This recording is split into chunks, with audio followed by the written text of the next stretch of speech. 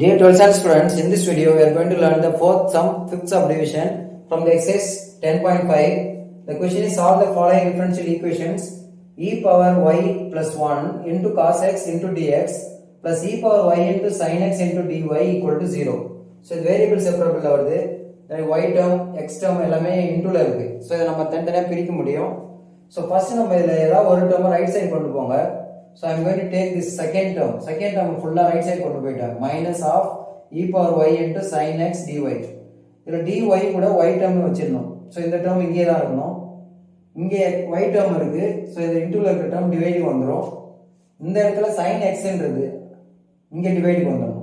dx கூட வரணும். So இங்க sin x என்ற term இங்கே டிவைடிங் வந்துரும். இந்த term இங்கே டிவைட்ல வந்துரும். So இப்படி வந்துருச்சுனா cos x by sin x into dx minus e power y by e power y plus 1 into dy.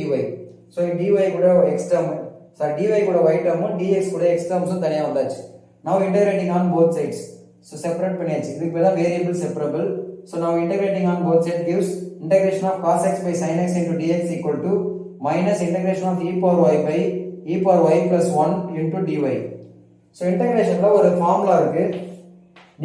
டினாமினேட்டர்ல உள்ள டேர்ம் ஏதோ ஒரு ஃபங்க்ஷனை டிஃபரன்ஷியேட் பண்ணா அது நியூமரேட்டர்ல உள்ளது வந்துச்சு அப்படினு சொன்னா then we can write the answer as log of this denominator. இந்த denominator அப்படியே எழுதிக்கலாம்.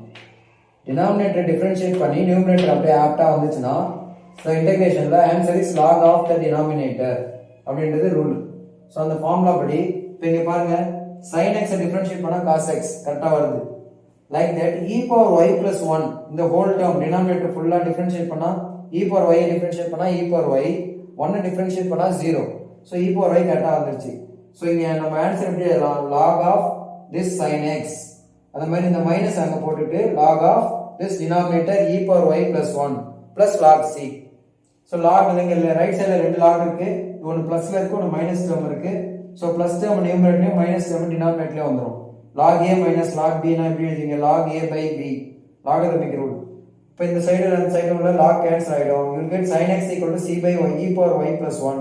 so இத அப்படியே கிராஸ் மல்டிப்ளை பண்ணீங்கன்னா e power y plus 1 into sin x equal to c. That's all. Thank you.